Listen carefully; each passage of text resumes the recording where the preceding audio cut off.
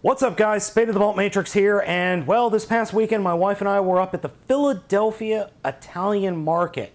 Now, besides great food and some awesome things to find up there, there are a couple of stores that are a little bit on the shady side, we'll say. Yeah, they're manned by a couple of Chinese people. I'm not being racist here. They just are manned by people that appear to be of Chinese descent or Asian descent. And yeah, they don't exactly have the most legit products in the world, we'll say. So, enter interchangers. Seriously. Interchange. Interchange. Interchange. So you can guess where I'm going with this, and we have wha-bam! Interchange.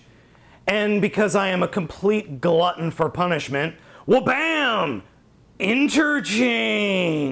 The first interchange we are going to take a look at is this yellow dude, who I have lovingly referred to as Lame Tread. Overall, the paint scheme isn't that bad, but I have to admit, this is a bit shit. It is.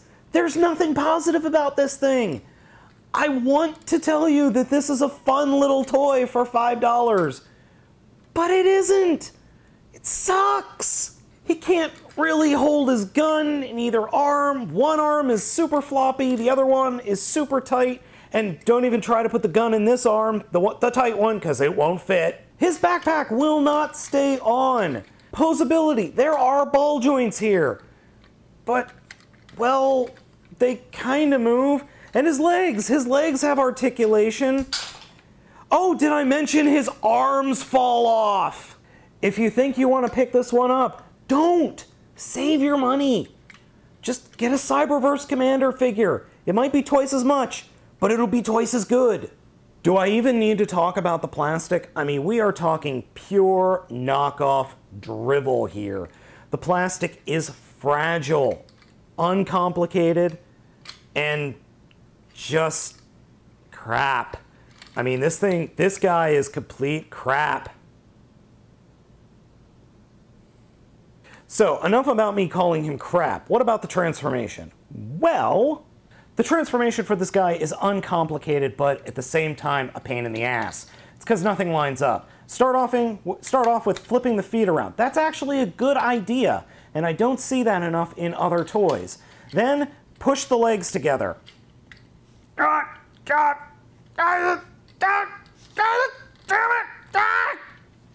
that the legs are together, not easily, I might add, you're going to want to take the arms and kind of twist the forearms out to the side, and then come around to the back and just kind of make sure everything gets up in alignment here, because this is where things get weird.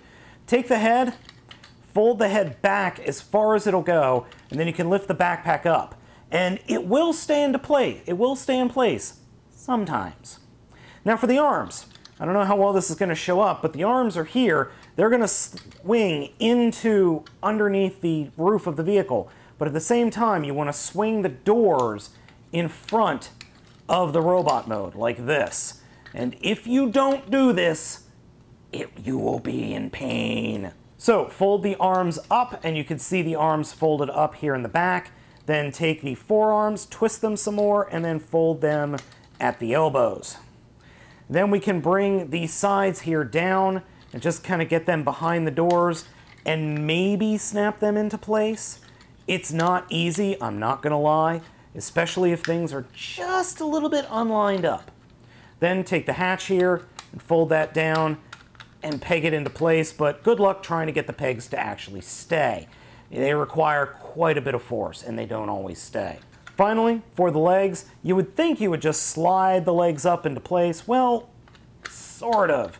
You kind of push the legs up like this, and then push the front of the vehicle mode in, and that should line up, but you kind of have to be really careful because things don't want to line up quite right, and as soon as you start putting pressure on the back of the vehicle, all these tabs start to come undone. So, you know what? I'm just going to leave it like this. Your guess is as good as mine as what this is supposed to be. I think it's supposed to be a cross between a Mini and a Kia Soul. Maybe. The front says Mini. The sides say something. I don't know what. I think the coolest thing about this figure is the gun. I think this gun looks awesome. And it looks like it's supposed to belong on some kind of combiner, but I swear this thing is a jet. I swear it's a jet from some other toy line. Lord knows where it came from. If you guys could tell me, let me know, because this is actually a really cool gun. I'm going to put it with maybe a Transformer or something, because this gun's actually really cool.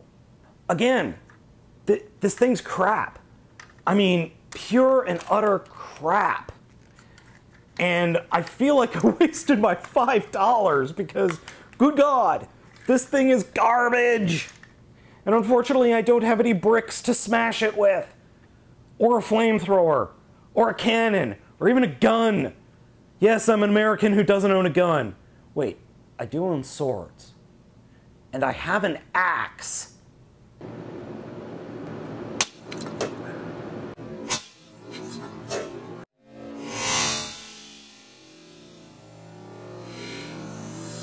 The second guy on our list is this dude, who I lovingly refer to as Fecal Climber. Again, the plastic on this guy is pretty bad.